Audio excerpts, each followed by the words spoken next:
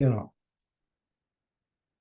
Okay. Well, welcome. We're going to discuss the state of the economy. Here's my understanding of it. Basically, the government writes checks to those of us who are well off. Some of them go to pay interest. Some of them go to pay government salaries. Some of them go to pay to people on Social Security who also are on Medicare, so they don't have to worry about one of the big expenses in life. They probably already own a home, so they don't have to worry about that. So all these well-off people get money, and a lot of them then stick it into index funds, and the index funds buy mostly the Magnificent Seven stocks, which make up most of the index, and the stocks just keep going up, sort of regardless of whether they're price earnings ratios are through the roof already. And uh, then some people end up spending enough of the money to kind of keep the economy going. So, is that the way the economy works? And can that keep up? So, go ahead. um, yes, no, I don't know.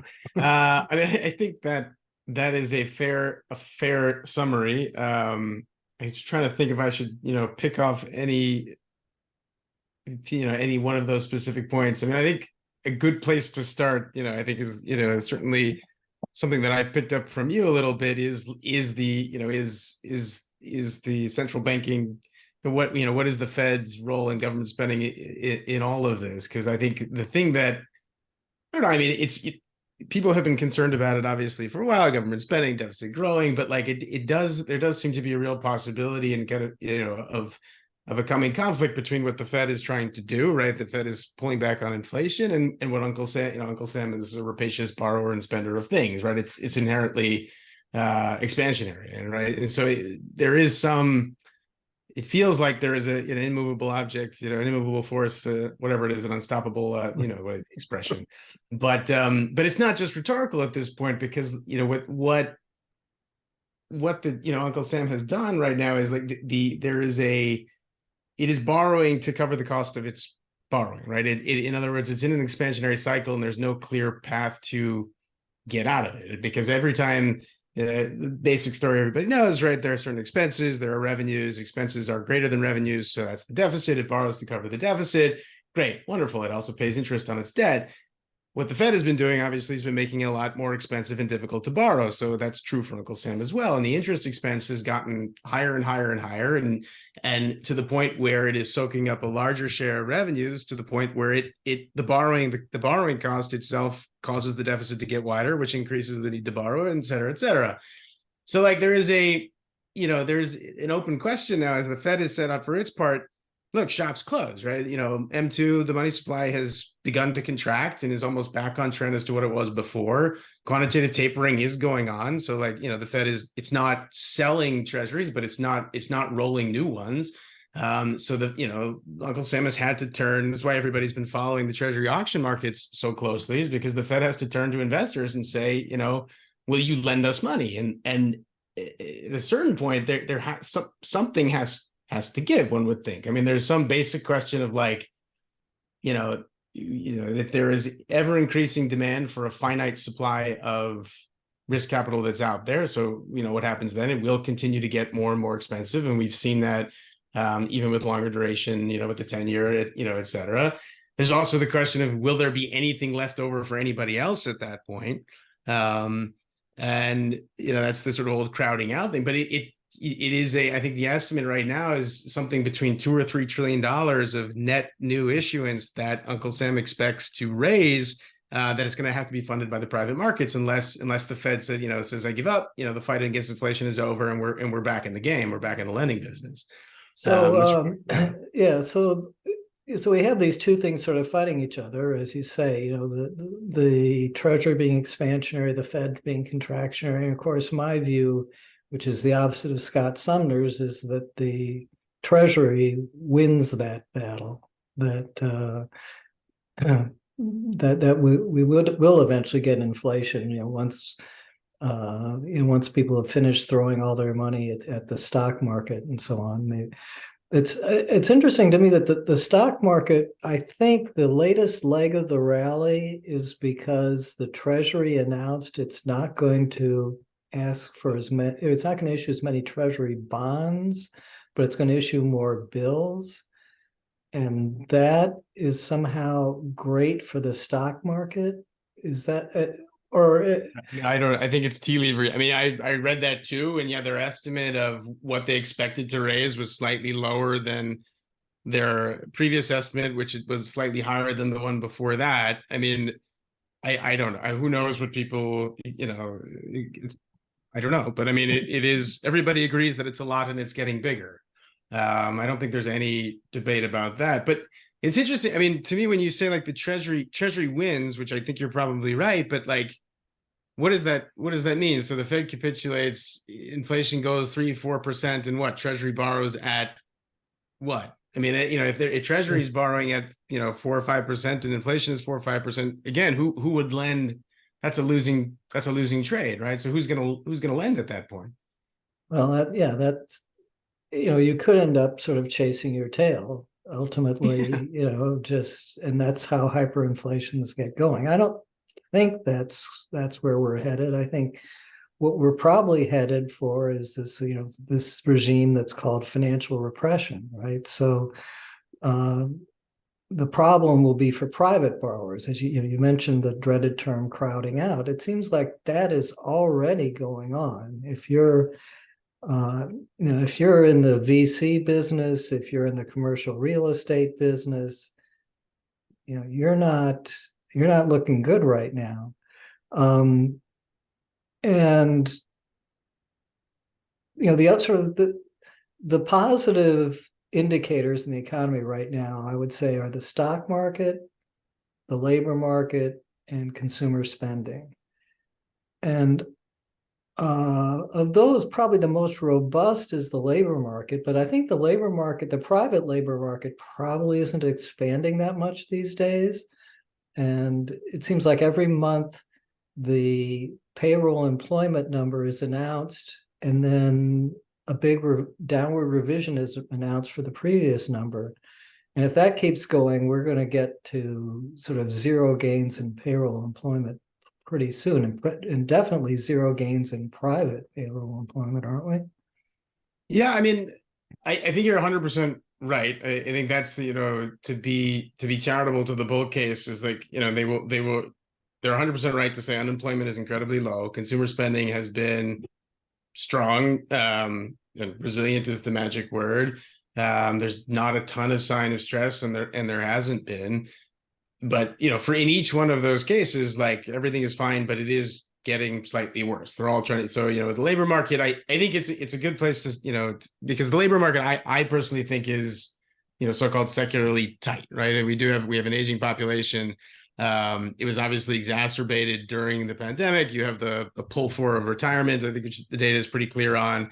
Plus, just the sort of the pandemania driven spending on goods and services with some whiplash, et cetera, et cetera. It created a huge stress on an already contracting supply of workers and drove up wages, et cetera. I think, and the ratio of open jobs to people looking for jobs was historically wide, and that all of that stuff is still somewhat true, but is definitely going in the other direction. It does seem like we are still adding jobs, but slower. There's some weird stuff in the data, like about how many workers we're adding versus how many hours of work we've added, and if you take it all at face value, it looks like we're adding workers, but the number of hours worked has actually gone down, which of course makes no sense. So there's some noisiness, and it's a little hard to track, but it seems like everybody, whether it's the BLS or public sources, but also like some of the privates like LinkUp and Revelio, and there's a lot of other companies that track job openings and hiring, and everybody seems to think that it was very, very strong. It's still going well. We all know unemployment is low, but jolts are going up, and hiring is beginning. The big announcement was that retail hiring for the holiday season is expected to be muted, whatever that means. I mean, to me, like Is the that because thing the that stores can't find qualified workers, or is it because they think they're going to not be able to sell stuff? I think it's the latter. I think it's the general sense that there is the consumption is beginning to slow down, and you've seen it definitely shows up, in the categories you'd expect, like the big discretionary. Nobody's been buying big electronics. If you want to get, ironically enough, our dishwasher broke, so I'm in the market for a dishwasher, and they're all really cheap because nobody's buying them right now. And that's been true for a while, but you're beginning to see pullback across other big discretionary restaurant spending, except again, as you mentioned at the beginning, the only people who are still spending a lot more in restaurants are old folks because they're sitting pretty right now. But everybody else has started to pull back, on basically every category of dining spend and things like that. So I think people are generally getting the sense, and the credit card panels show it too, that like consumer spending is beginning to. It's nothing disastrous yet, but it's definitely coming off the highs, and whether it will continue to grow is nobody really knows, but it is certainly generally seems like what the sort of the pandemic, the stimulus that came from that drove resiliency, which the query whether you really call it resiliency, that part has come to an end, and now we're going to kind of have to stand on our own 2 feet. So when But I've read your writing, I've gotten an undertone of bearishness about the economy and about financial markets. And now you're just saying, I don't know. Are you caving in? no, I'm trying to be fair. I'm bearish. I've also, like all the other bears have been wrong in some respects. So, I'm trying to be intellectually honest. I think like to me, even I ask myself now, like going back to the first question, like the math, Treasury's balance sheet just doesn't make sense. Like if you were looking at it as a business, you'd be like, Adam Newman's got nothing on these guys.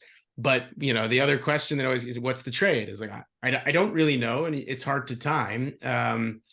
And if you want to look on the bright side of things, is like labor, unemployment is super low. The big companies, you mentioned the Magnificent Seven, like they're still crushing it. Like they really, they are really well-run companies and growing spaces. And, other than maybe Tesla, and not just because Tesla is sort of more exposed to interest rates than something, because people buy cars with financing, like Amazon, Microsoft, like Google, these companies they're just hammering away, and like maybe they are by themselves big enough to keep things going until some miraculous productivity boom comes and saves us. But no, I am, yeah, I think that the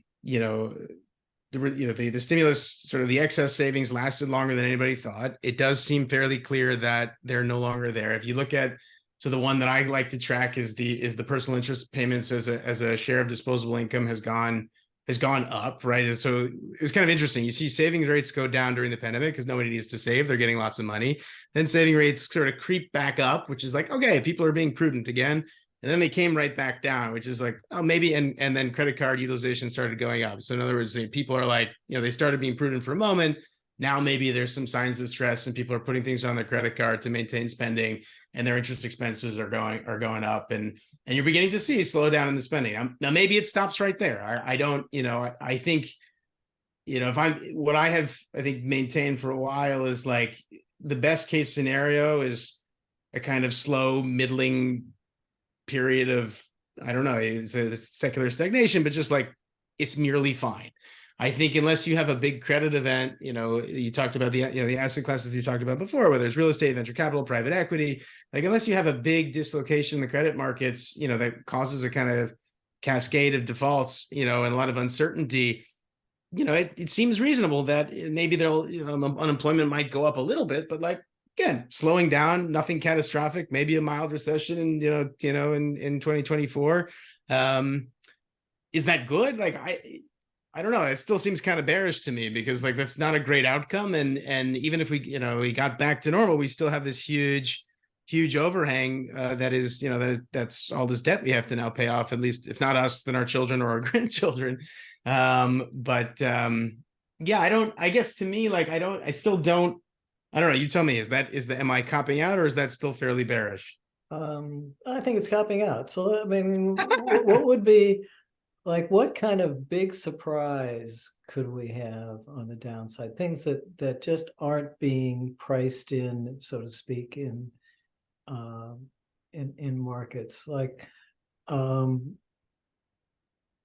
could you know could banks really get get in a combination of trouble? I guess from I think you have used this phrase like the wall of debt or whatever. The wall of maturities, yeah. Wall of maturity. So but people know that's coming, so you would think that wouldn't be a shock, but uh Well, I could mean, that yeah, I mean, I think so. I think that asset prices are artificially high. Like, I think, putting aside public market stuff, when you're right, you make the, that Shiller PE ratios are still awfully high relative to what they could be, but they've been worse.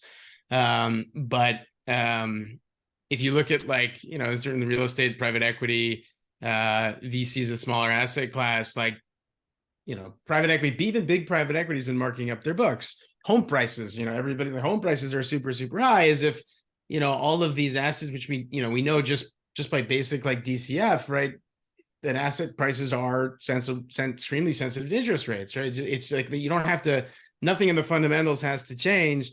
That would cause, if there was a rise in interest rates, it would cause asset prices to come down, and they just haven't really come down a whole lot.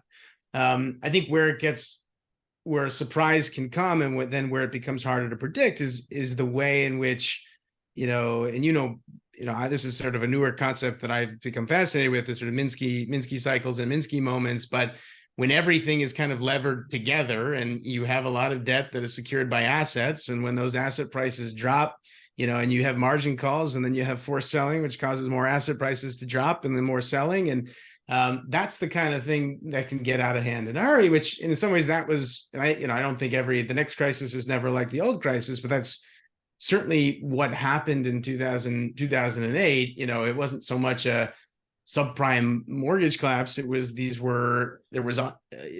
sort of started with AIG, but there was just unexpected leverage in the system, and people, things started getting a little dicey, and there were a lot of credit funds that were were using mark to market, and mark to market triggers, and they were hit, and then people started selling, and caused more selling, and then everything, just the bottom fell out, and there was no liquidity anymore.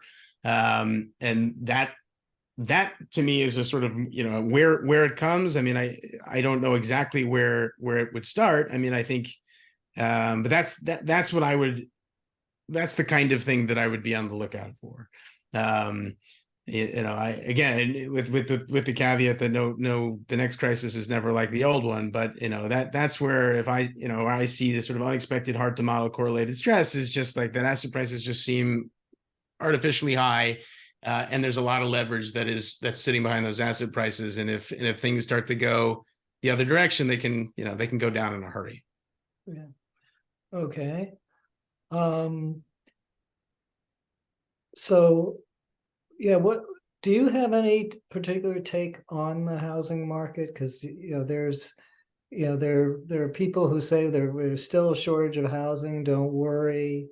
And there's another view that there's just this latent supply waiting to come onto the market because people have these low interest mortgages, and they're staying in their houses because they don't want to trade a 2% mortgage or a 3% mortgage for a 7% mortgage.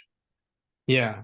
So I do. And some of it is me being cheeky, and trying to get a rise out of people. And some of it is also like that, what I genuinely think. So I have, like, written about, there is no housing shortage.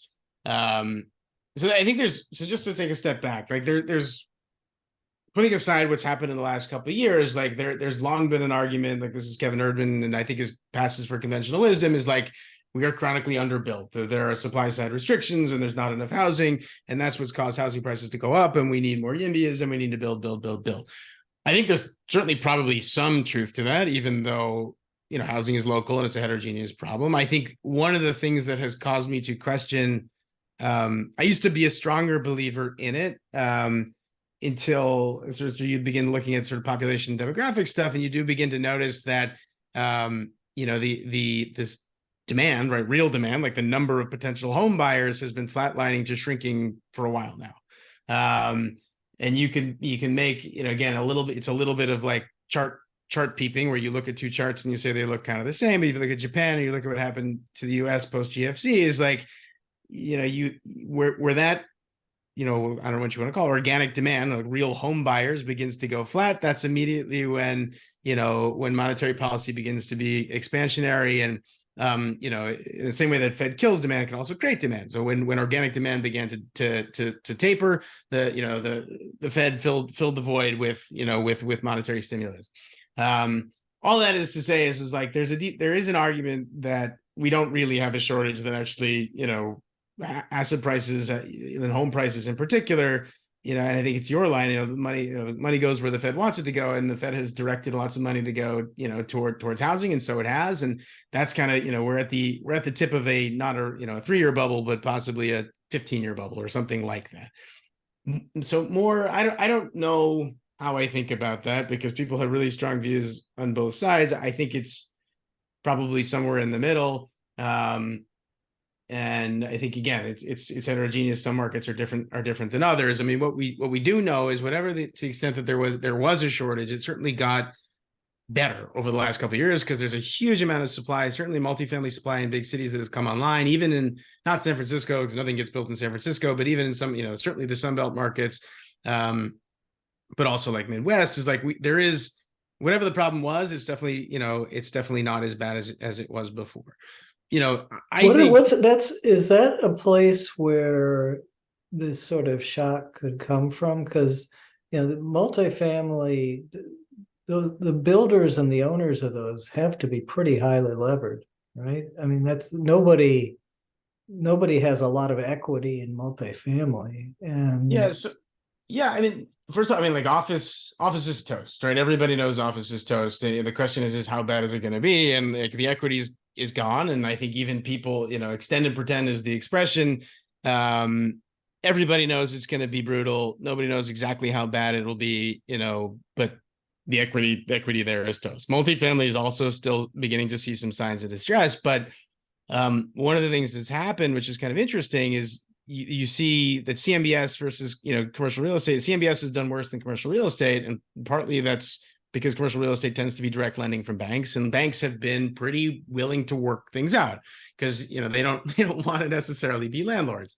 And then word has spread, and all the operators, like the real estate operators that I talk, everybody's just like, they're basically just, they're saying we got to start working things out. And that's how it's been going. I think, and a lot of them also, the good ones at least, which is the majority of them, locked in fairly cheap financing for for at least a couple of years, which is why the banks have been under such stress, is because in 2008 real estate brought the banks down.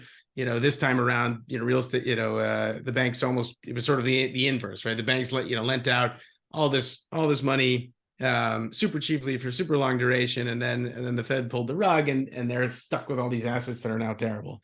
Yeah, I mean, there's trillions of dollars that needs to be refinanced in real estate. The stress is definitely there. Is it? Yeah, it could be. I mean, I again, what happens when there is actually people begin selling these assets, and then the collateral gets marked down, and now maybe their capital calls, and maybe somebody begins, it begins harder and harder to hide these unrealized losses, because you begin to have to, actually take actual mark-to-market values into account. And yeah, that certainly could be an area of stress. But as you say, like, everybody's watching it, right? It's not, but we do have a capacity to, yes, I think that's it's trouble. And you talk to people, like, it's not only just the credit event too, is there is a slowdown in hiring. Real estate agents aren't making any money right now. There is, there's construction that's related to the inflation, so-called Inflation Reduction Act. But building, multifamily starts are going down. And I fundamentally think that, that home prices are not worth as much as people think, for the very simple reason that most people couldn't even afford their own homes. That's a good way of putting it, that if you had to buy it again. So I think I'd like to, since we're almost halfway through the hour, and I know I've got people in the audience who might be interested in questions. I want to open that up if somebody has some questions from the audience to either raise a visible hand or a virtual hand or whatever. Okay, so I think the first hand that went up was Tom. So Tom, let me see. Yeah, go ahead. Hi, can you hear me? Yeah. Okay, good, thanks. I've had some computer problems.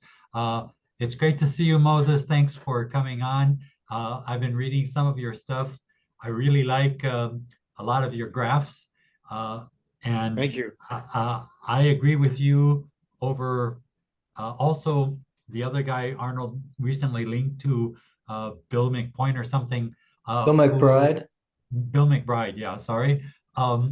Who I find more understandable than Kevin Erdman, who He has his still own agree outlook. yeah, he has his Yeah. own outlook, and yet I agree with Kevin. Build is what we should be doing, but I don't see it happening. What I want to talk about is you talked about the asset prices being high and the offices being toast, and what I was wondering if Arnold would bring up or you would bring up is Japan with 250% of their annual GDP in debt. And it's gone up from 200% maybe 8 or 9 years ago, and from 100% 20 years ago, and from 1989 when they had the huge real estate bubble crash, and then they had the first lost decade in the 90s. It seems to me they know how to manage that kind of asset bubble bursting, which is extended pretend, just what you said. And I don't see why America can't do that for the next 3, 4, 5, 6, 8, 10 decades, which is going to be beyond my life and maybe beyond my kids or my grandkids' lives. I mean, I think I'll give it, turn it over to Professor Kling. I mean, I think at some level we could, provided, there's no sudden need for liquidity, right? Like if we suddenly need to turn these assets into cash. Yeah, but if you look at the SVB, they found a way to increase liquidity almost immediately when all of the banks that had stupid 1 year zero interest T-bills as their capital, and that was devalued because of the interest rate rise. Oh, okay, a few of the middle-sized banks went bankrupt, but if that's not going to cause a liquidity crash, well, they just flood it with liquidity. So I don't think you know which bank is the stupidest of all. I mean, the one that has the most of these is the Fed, right? I mean, we just keep pushing the risk further and further upstream, which is, which again, great. It is I don't know, too big can't fail, right? Like that's the kind of we've inverted it. And you're right. I mean, it's become more concentrated, it's more fragile, to use the old, it's the opposite of anti-fragile. It's more concentrated, it's less distributed, it's more centralized, but it's safety in the castle, I guess. I think that, but you're right. And that seems to me the bet is just extend and pretend and hope we don't need cash for whatever reason. And I guess the hard part is where we start. This is why, come back to it is like, Treasury does need cash, and they need more and more and more, and they have no particular plan to need less. So how does that work? I mean, yeah, I think a while ago I suggested the only way the government gets out of it is by, in effect, the inflation tax, making that work. And that's, one way or the other, that probably is going to come out. That, you think, oh boy, I'm getting, 5% on T-bills. Isn't that great? And then you'll wake up, a year later and, your inflation rate was 8% and it wasn't so great. And meanwhile, other forms of capital can't, other forms of investment can't get funded. Yeah, I do worry that, my line that the government subsidizes demand and restricts supply is going to be the story for what Biden economics turns out to be. That is, these subsidies for green energy and so on, and yet all these kind of regulations and restrictions that make it even more costly than it would be otherwise. And so anyway, that's again a more of a price story, inflation story. Steve, you have your hand up and you're in the Yeah. dark. Sorry, I'm outside. Thanks for coming on, Moses. I had just a question, sort of related, two parts related. What is your general probability that you'd assign to a recession, a U.S. recession in the next 12 months? And you can give me a little range if you want to hedge your bets. And related to that, how concerned are you about a resurgence, a meaningful resurgence in inflation? I mean, I can figure. I mean, again, I think it's high. Like I would put it. I think, and I'm not even. I don't think that makes me that contrarian at that point. To say that there will be some recession within the next 12 months. I think even the bull, the sort of optimistic case is a sort of soft landing Goldilocks scenario, which is a mild recession. Then everything magically comes roaring back by some mechanism not entirely clear, but like that seems to be.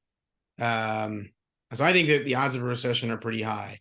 I think that, the risk of inflation is, so, where I look for sneaking inflation, well, one is just, again, I do think there's a secular labor market is secularly tight and it's going to get worse. Maybe, again, I think it's non-cynical to say what's going on, regardless of reviews of immigration or the border, et cetera, like it seems pretty clear that, that some part of that, the motivation behind the policy is to solve that problem. Is like, we are secularly short workers, and bringing more workers, it'll drive people prices down. But nonetheless, like that, that is a baked in problem, and you see it especially in some of the core services that are expected to grow, like healthcare, right? There's a shortage of nurses and providers, et cetera, et cetera. Insurance premiums are going up. And, it's not just in healthcare, it's also for like home repair people. Again, like climate change, there's something to do with it? Maybe, but also like the cost of auto repairs and the cost of building repairs has gone like that, has just gone through the roof. And it's not just materials, it's the people.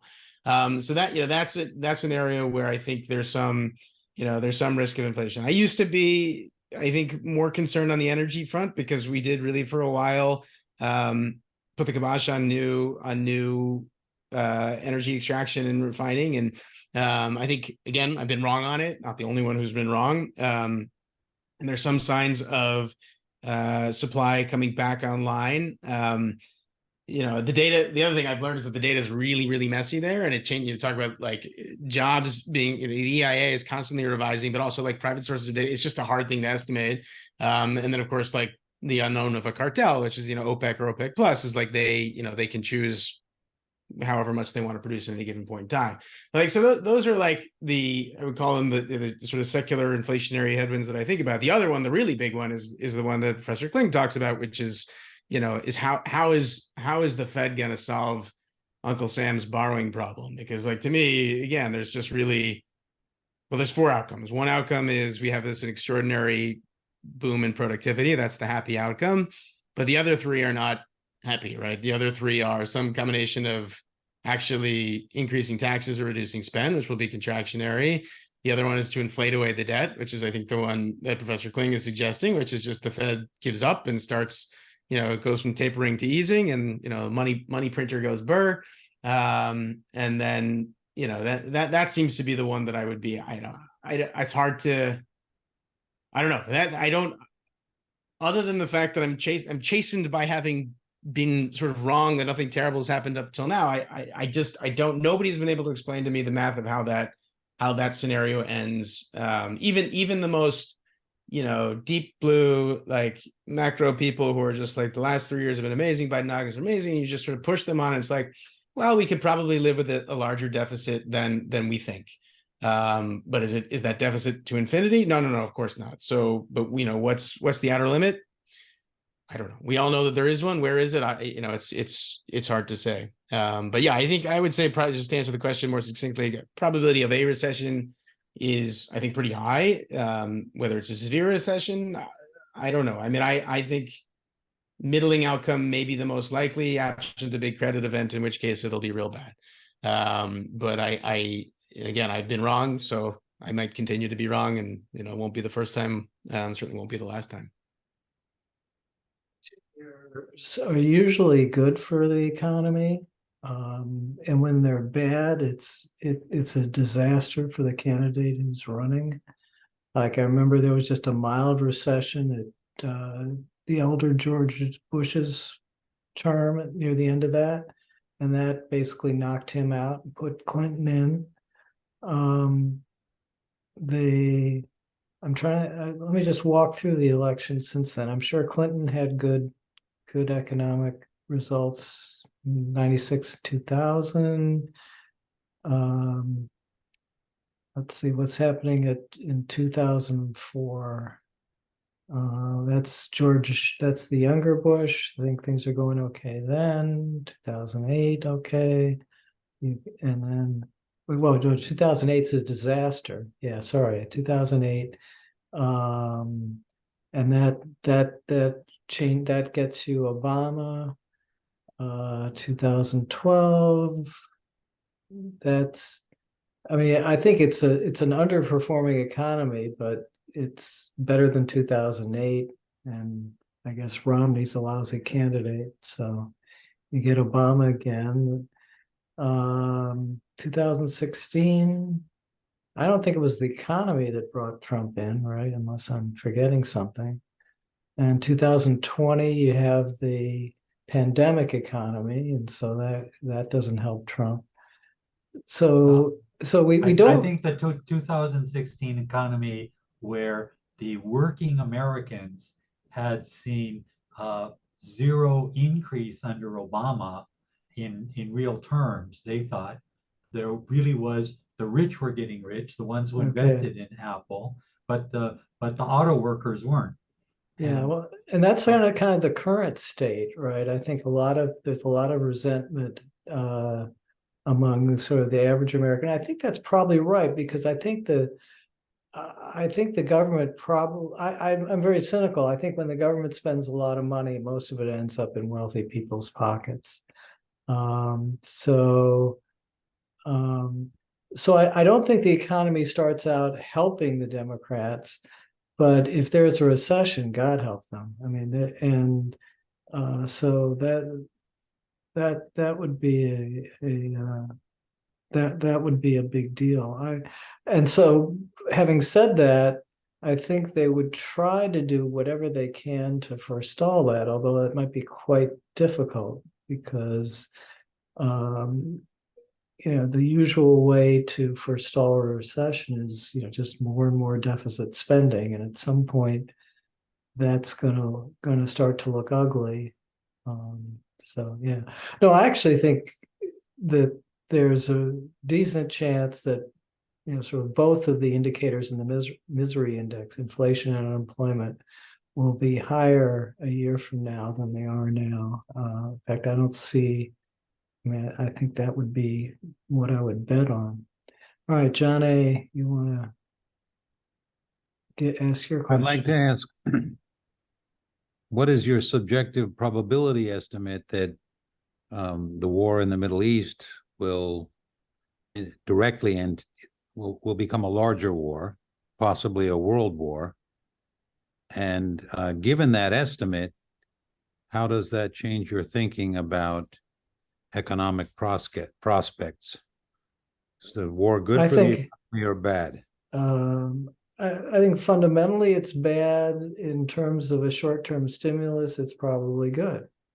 That is, you get increased more demand in the munitions sector. The U.S. supply is not affected. We're not being bombed. Now, if Russia launches a nuke, I would, maybe I would tell quite a different story. But I think long term, the longer a war goes on or the wider it goes on, the worse it is because munitions aren't going to improve our productivity at all. I mean, that'd be my take. And do you have a? No, I was just gonna. It's funny that we mentioned VC and private equity and in terms of what's trading right now. I mean, first of all, nothing is trading right now, but the two areas where there's, other than AI, where there's any heartbeat at all, One is like clean stuff, again, subsidized capital under the IRA. The other stuff is defense tech, is like Anduril, Palantir, and all the companies that have sort of spawned in that ecosystem. And it's it's the both, right and left VC or entrepreneurs. They're sort of both are thriving on the kind of implied subsidy there, which is that defense spending will just be forever up and to the right. And maybe they're right about that. But so people seem to be fairly bullish on it. But again, I keep coming back. Like I think about this a lot, and maybe I'm just not good enough at math and need like the great squid ink eater to explain it to me. But I just don't know how to model. Like these seem to be these are fat tail events, right? Like if there's an actual broader world conflagration, or like we actually reach the point where we do need to inject huge amounts of liquidity into the economy, and we just don't we don't have it in any way that would avoid a kind of really inflationary cycle. Like how do you make money off of an apocalypse? I'm not exactly I don't know exactly. Yeah. Bitcoin, I guess, which is Yeah. done reasonably well lately. Yeah, I don't know. No, I think the worst scenario is something that happens over Taiwan, because that's a real jolt to supply, and it would really force, right now there's a lot of anti-China rhetoric, but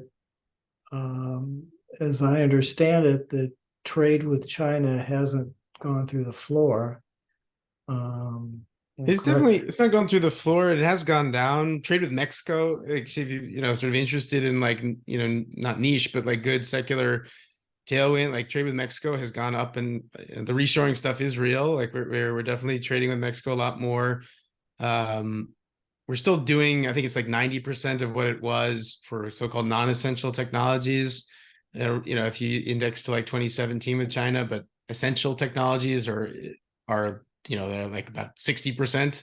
Again, I don't know exactly what they're measuring, but use that as a rough proxy. So like we're definitely doing less. The decoupling is real. It's complicated, but it's not nothing. Yeah, but if they go after Taiwan, those numbers will head towards zero. It should be presumably pretty. I think the more interesting thing about China is, again, like without being belligerent, hawkish or dovish either way, is just like, to me, it's like people look at China and they say, okay, they've got this declining and aging population. They have a huge their real estate, and lots of paper wealth with a very levered real estate industry. And they have a kind of increasingly interventionist,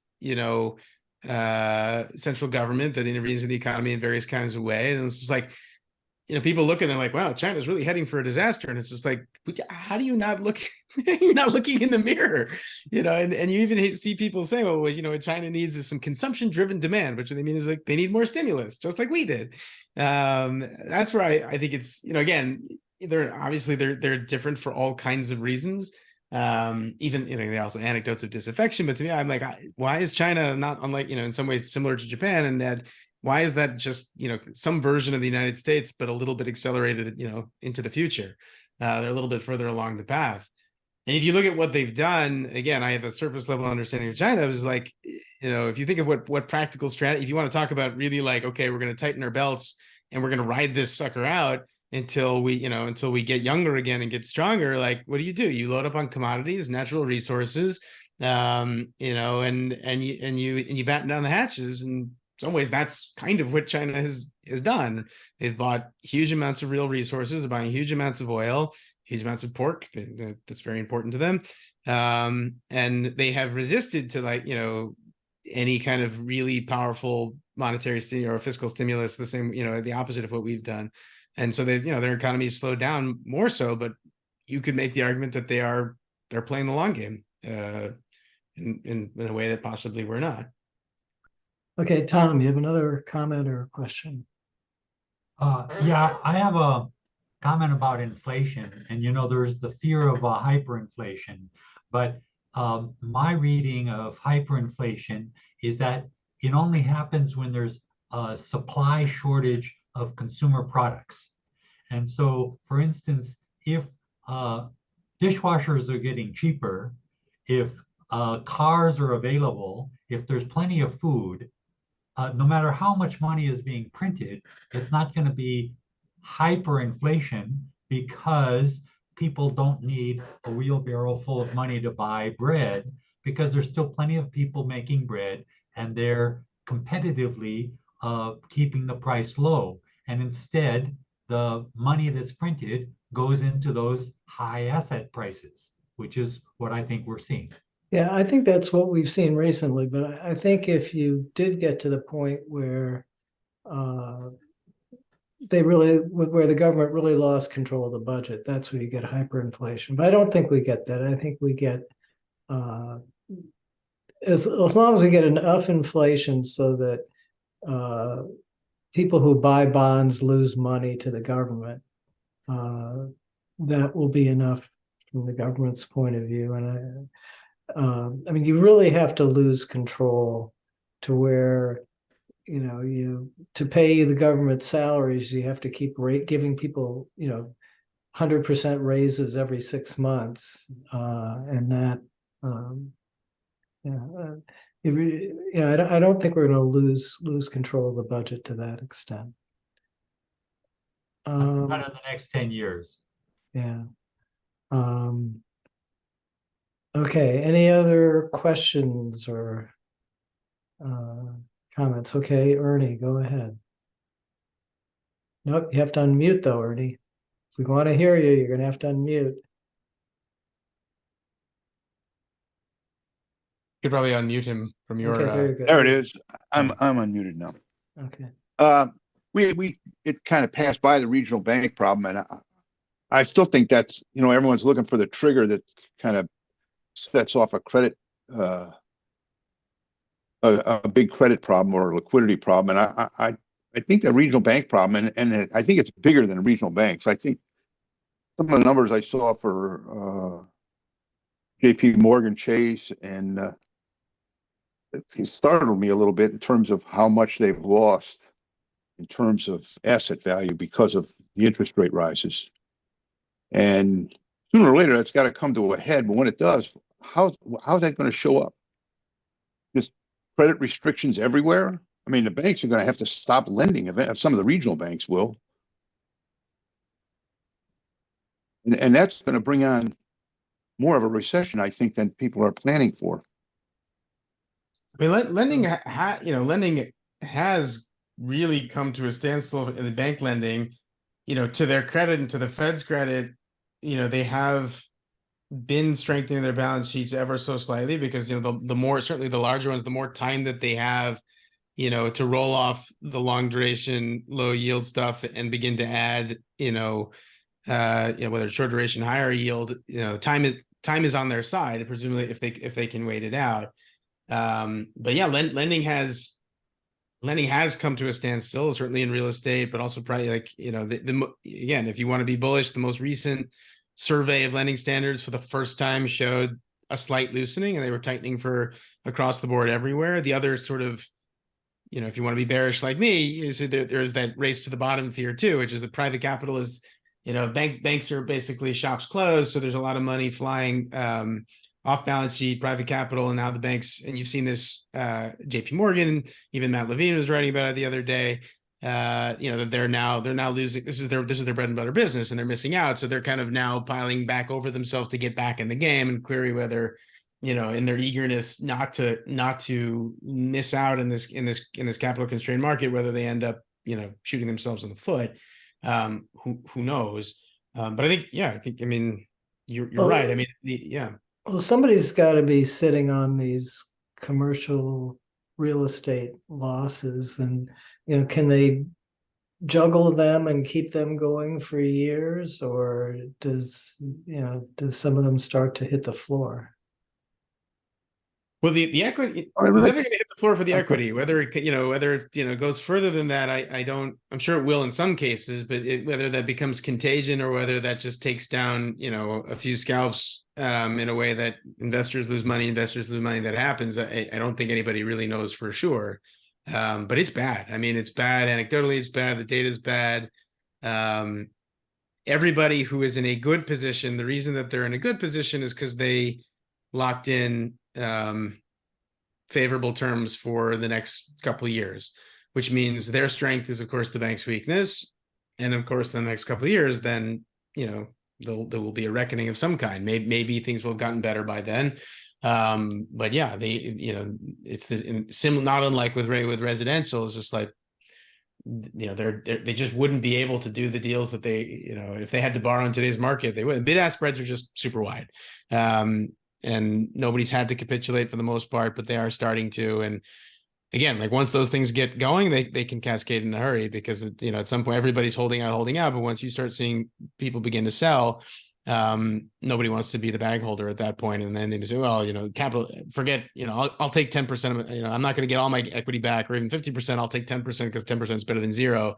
And then everybody starts rushing. Well, suppose I'm a bank and I've got, and I did the construction loan on a multifamily, and now the multifamily has 40% unrented units, and they come to me and say, look, I can't keep owing you $5 million on this thing. You've got to mark that down to 2 million, 3 million. Is that type of thing happening? And oh yeah, I mean, I'm not 40%. You talking about an office or in multifamily? Multifamily, either one. The multifamily vacancy rates have been pretty solid. So you're not seeing a lot of like empty buildings, but there are certainly for like rent stabilized in like New York City, like the stuff that Signature Bank was holding, like that stuff is toxic. Nobody wants to touch it because you can't raise rents, and so you can't make capital improvements. Those are sort of in a downward spiral. But otherwise, like even in the Sun Belt, like stuff is, again, the equity is going to lose some money, but they're still generating cash flow. Commercial, yeah, is a disaster. Like those places, a lot of them, with the exception of like the very best new Class A inventory in some of the best markets, like yeah, a lot of it is empty. And then once the leases expire, they know it's, there's going to be a huge repricing. Initially, lenders were kind of like, screw you. We're not going to budge, but that it's completely shifted. Everybody I talked to on the brokerage side, but also on the operator side is, the lenders, what's the old line? Like, if you owe the bank $1 million, you're in trouble. But if everybody owes the bank $1 million, the bank's in trouble. I think that's kind of where so there's a lot of restructuring, a lot of workouts that are going on. And it's for now it's keeping it together, but it'll get worse. There's no question it'll get worse.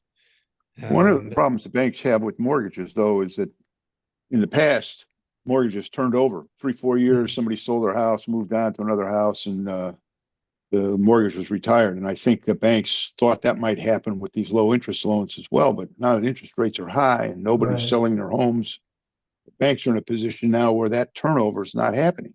Yeah, no, that extension risk is playing out, but yeah. All right, I think we're getting close to the hour, so I think I'm about ready to wrap this up. Moses, do you have any final comments before, or you don't have to? Final comments. No, this is fun. I mean, I'm always looking at the price of, of long dated out of the money, futures in puts. Because I'm still, no, this is great. I don't think any final thoughts. Yeah.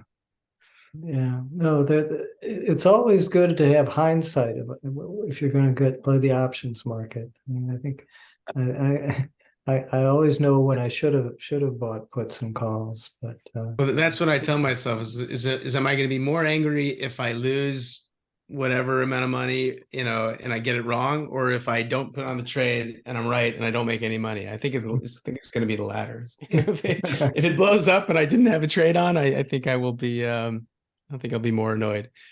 Can I get a quick question in? Sure, Frank.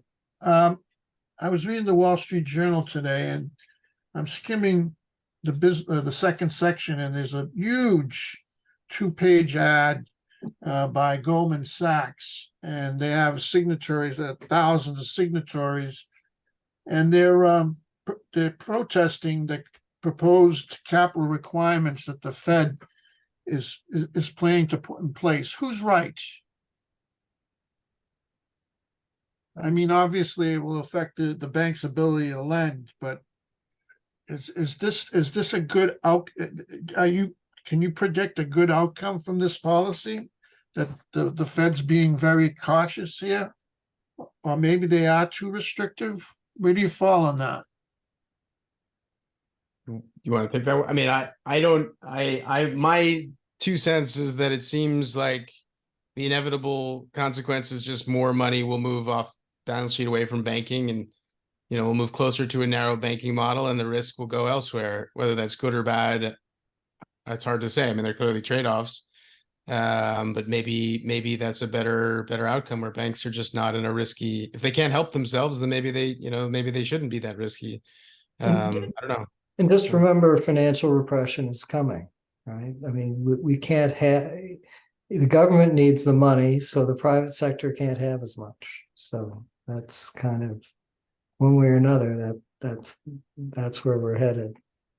All right, well, thank you. I Thank actually have one question for you, Professor Kling, before we go. Okay. Would you at any point be long? And I'm not like a crypto bull by any stretch of the Yeah. imagination. I think it's sort of interesting at different levels, but like the one trade that does make sense is the hyperinflation hedge. Like, is that a trade you would ever make?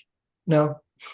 I think that if there's hyperinflation, the US goes down the toilet. If the US goes down the toilet, Bitcoin goes down the toilet. I think there's just I don't think there's enough negative correlation there. You know, I wouldn't mind owning some farmland or, you know, oil rigs or something like that, but I'm not gonna go with another you know, paper asset or whatever you would call it, digital asset.